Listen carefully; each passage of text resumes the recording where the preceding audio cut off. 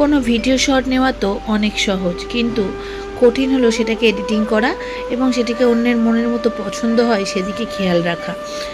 এই চক্করে আমার গ্যালারিতে শুধু ভিডিও ভর্তি হচ্ছে, সাথে আমার গ্যালারিও এডিটিং করার ইচ্ছাই হচ্ছে না।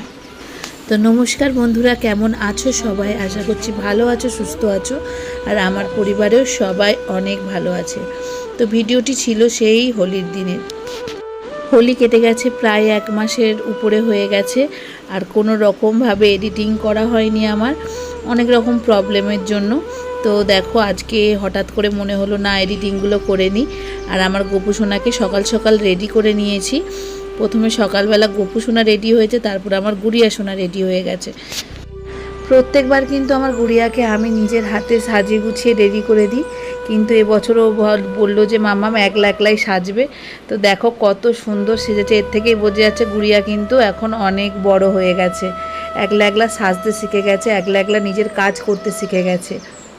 শুধু নিজের কাজ নয়, আমার কাজও কিন্তু অনেকটা হেল্প করে ও।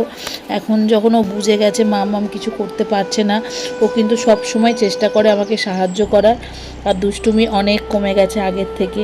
আগে যেমন কোনো কথা বললে খুব দুষ্টুমি করতো, মানে যেটা বারণ করতাম সেটাই করতো, কিন্তু এখন কিন্তু ও তা করে না, একবার বললে বোঝে।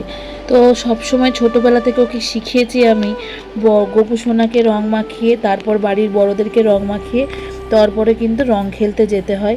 গুড়িয়া কিন্তু প্রত্যেক বছর তাই করে, প্রথমে ওর গোপু সোনাকে রং মাখিয়ে নেয়, তারপর বাড়িতে বড়রা যারা আছে, ঠাম্মা দাদু আশেপাশে বড়রা, কাকাই কাকিয়া সবাইকে রং মাখিয়ে তারপরে কিন্তু রং খেলতে বের হয়।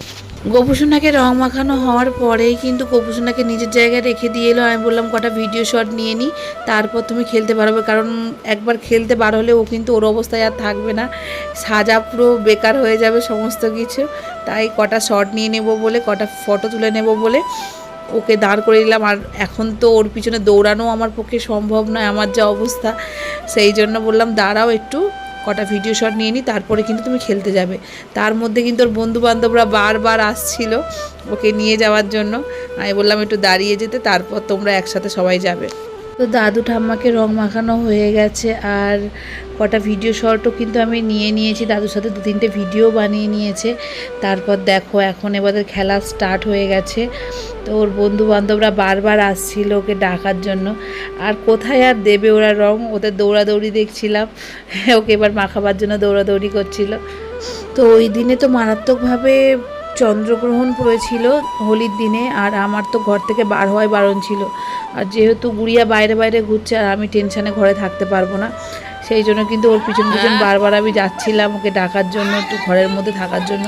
কিন্তু ও দেখো বাইরে ঘুরপাক খেয়ে খেয়ে সবাইকে রং মাখাচ্ছে, কাকাই কাকিয়া সবাইকে রং মাখাচ্ছে, আর খুব আনন্দ করছিল, খুব ভালো লাগছিল। কিন্তু যেহেতু আমার বার হওয়া বারণ ছিল, তাই নিজেকে একটু মেনটেন করে আশেপাশের মধ্যেই থাকছিলাম।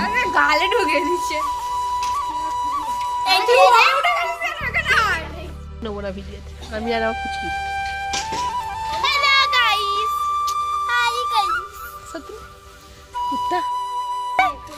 কি বলেছে দিদি? গাইস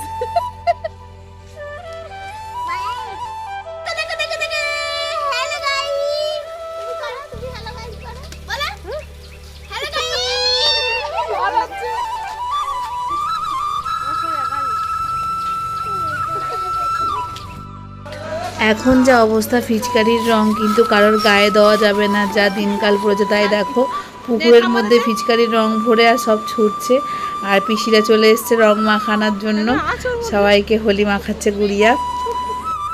আমরা যখন ছোটো ছিলাম কত রকম বাদুড়ের কালার মাখতাম, মানে চকচক করবে, কালো হয়ে যাবে, আর বাচ্চাদেরকে এখন মাখাতে দিতে চায় না, খুব মানে কালারগুলো খুব কেমিক্যাল দেওয়া হয়, তার জন্য যদি কোনো রকম স্কিনে প্রবলেম হয়।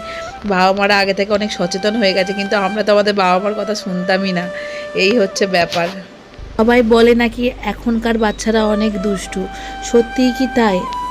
আমার তো মনে হয় আমরা ওদের সময় অনেক বেশি দুষ্টামি করতাম, সারাক্ষণ মাঠে ঘাটে পড়ে থাকতাম, আম গোড়ানো তেঁতুল গোড়ানো, সেই জায়গায় ওরা তো কোনো রকম দুষ্টুমি করার সময়ই পায় না।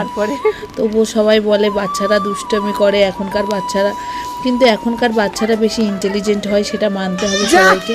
ভিডিওটা বেশি বড় করছি না, এখানেই শেষ করছি। ভালো লাগলে অবশ্যই কিন্তু একটা লাইক কমেন্ট শেয়ার করে দেবে। আর যারা আমার